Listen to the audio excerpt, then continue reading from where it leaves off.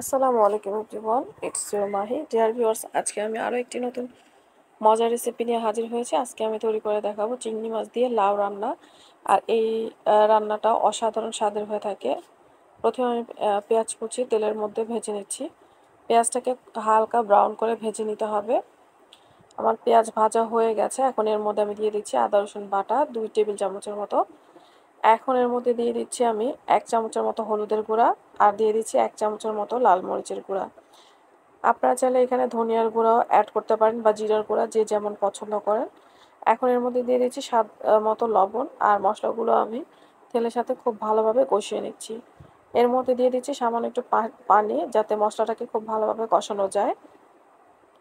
মশলাটা প্রায় কষানো হয়ে এসেছে। এই পর্যায়ে আমি দিয়ে দিচ্ছি আগে থেকে কেটে বেছে রাখা চিংড়ি মাছ, আর চিংড়ি মাছটাকে আমি এই মশলার সাথে আরও কিছুক্ষণ কষিয়ে নেব। নেড়েচেড়ে চিংড়ি মাছগুলোকে খুব ভালোভাবে কষিয়ে নিতে হবে। দেখুন, অনেকটাই চিংড়ি মাছ রান্না করা হয়ে এসেছে। আর এই পর্যায়ে আমি নেড়েচেড়ে মাছটাকে আরও কিছুক্ষণ জাল করে নেব। চিংড়ি মাছগুলো খুব ভালোভাবে কষানো হয়ে এসেছে।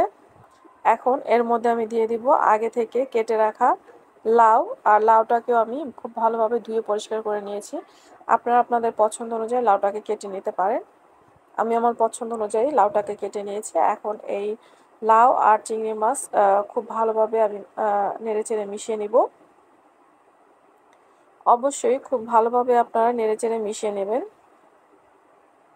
নেড়েচেড়ে আমি আরও কিছুক্ষণ এই লাউটাকে রান্না করে নেব। লাউটা দেওয়ার পর মনে হবে অনেক বেশি, কিন্তু এটা নেতিয়ে যায়, তা বুঝে আপনারা এর মধ্যে লবণটা ব্যবহার করবেন। যদি প্রথম অবস্থাতেই লাউয়ে বেশি লবণ দিয়ে দেন, তাহলে পরে যখন নেতিয়ে আসবে তখন লবণ বেশি হয়ে যাওয়ার সম্ভাবনা থাকে। লাউ থেকে পানি ছাড়তে শুরু করেছে। এর মধ্যে আমি এক্সট্রা কোনো পানি ব্যবহার করব না। লাউর পানি দিয়ে লাউটাকে সেদ্ধ করে নেব। বলক চলে এসেছে। আস্তে আস্তে আমি নেড়েচেড়ে এই লাউগুলোকে রান্না করে নিচ্ছি। দেখুন কতটা সুন্দর কালার চলে এসেছে আর লোভনীয় লাগছে।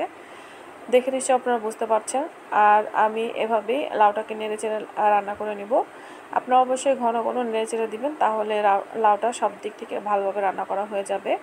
এখন উপর থেকে আমি দিয়ে দিচ্ছি কিছু কাঁচামরিচ। আপনারা চাইলে এর মধ্যে ধনিয়া পাতা অ্যাড করতে পারবেন, কিন্তু এখন আমার হাতের কাছে নেই, এই কারণে আমি শুধু কাঁচামরিচটা অ্যাড করেছি। আর আপনারা ঝাল খেতে পছন্দ করলে প্রথম অবস্থাতেই কাঁচামরিচগুলো পেঁয়াজের সাথে ভেজে নিতে পারেন।